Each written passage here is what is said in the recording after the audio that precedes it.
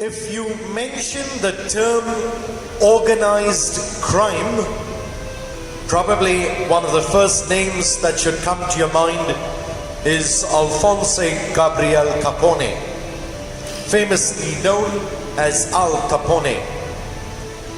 In a lot of minds, he's the epitome of what it means to be a gangster. And he was involved in everything illegal, from smuggling and bootlegging, illegal liquor during Prohibition, to bribing government authorities, and even to the extent of ordering assassinations. But as much as the police knew of Capone's involvement in these illegal activities, they were never able to pin him to anything with proof. So what was it that brought down the great Al Capone, one of the most notorious gangsters in history? And I think we should get the answer right.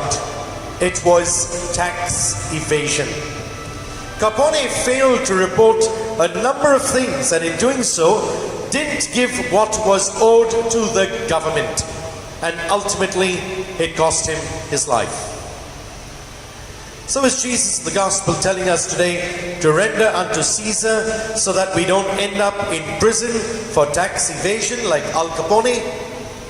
Well, yes, I guess. But this gospel, my dear brothers and sisters, is about much more than just that. It's about rendering to others what they are owed. So we hear about Jesus' encounter with these Pharisees and Herodi-ans today. These two groups hated each other, but they were willing to put aside all of their differences to focus their energy on one point on their agenda, namely bringing down Jesus. And so they tried to trap him. If Jesus says that they shouldn't be paying taxes, he will be arrested and imprisoned by the Romans. But if he tells people that they must, he'll come across as being unpatriotic to the people of Israel. So what does he do? He simply takes the coin and utters that timeless phrase, "Give to Caesar what belongs to Caesar, and to God what belongs to God." Jesus focuses here a lot on images. Caesar's image was the image of the realm. It was the face of power, a face that represented more than just Caesar, but the power of Rome itself. It was the currency of the great Roman Empire, and Roman coins were spread throughout the entire known world. But ultimately, the empire ran its course and fell apart. Now, Roman coins are worth more for their rarity and antiquity rather than their value. So like Caesar's coins, the things of this world, my dear brothers and sisters, are temporary. We know that we have a responsibility to render to the world those things that belong to it, like paying taxes, voting, and perhaps buying things to provide comfort and flourishing for our lives here on earth. But these things are all important, don't get me wrong. So go out there and give to Caesar what is Caesar's, but know for sure that it is but temporary. But as powerful as Caesar's image, there is another image that is even more powerful and that carries even more responsibility, namely the image of God himself. But this image isn't on coins or perhaps on dollar bills or on our rupee notes that bear the image of God. But where can we find the image of God if nowhere else but on our souls?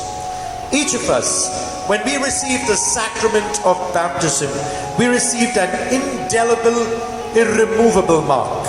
And that mark shows us that baptism just doesn't make us card-carrying members of the Christian community. It doesn't just remove the stain from original sin. It also marks us, it seals us with the mark of God, indicating that just as those coins bearing Caesar's image belong to Caesar, we ourselves belong to God. And that mark won't fade away. with time like the Roman Empire. It will last forever. We are God's forever if we choose to be. I would venture, my dear friends, to say that most of us don't have too many problems giving Caesar his due. And in fact, we are probably feeling like you give him enough already. But that's not the issue here. It's the second part that is challenging. Giving to God what is God's. Living out our baptismal dignity and making that indelible mark, that image of God in our souls, actually mean something. So what do we give God? What is it that is God's that we can give? And the answer is shown to us right here on the cross. The gift that we give is the gift of ourselves. It's the gift of self-sacrifice, a gift of self-emptying love. We're invited to give of our all to Jesus. Give to God what belongs to God. It is the gift of a mother or father to their children, providing clothes, shelter, education, faith, and despite the exhaustion and strain on the checkbook, doing it all out of love. Give to God what belongs to God. It's the gift to the poor, whether donating some food, some money, scouting for food, or perhaps even offering a day to work with one of our associations that reach out to the poor. Give to God what belongs to God. It's putting God first in our lives by taking that 1 hour to go to Mass, or maybe even less if I preach a shorter sermon. Even if it is a busy day, perhaps filled with some soccer matches or watching the IPL or even going on a trip. But it's about more than that hour. It's about giving the entire hour, putting aside distractions or tiredness or that desire to go out in this lockdown in order to simply praise God and give back to God what truly belongs to Him. As we approach the Lord in this Eucharist today, we realize the need to live in the world, but we know in our hearts that we no longer belong to the world, but we belong to God. May we have the grace to give to Caesar what belongs to Caesar and give to God what he truly deserves, the gift of our whole hearts.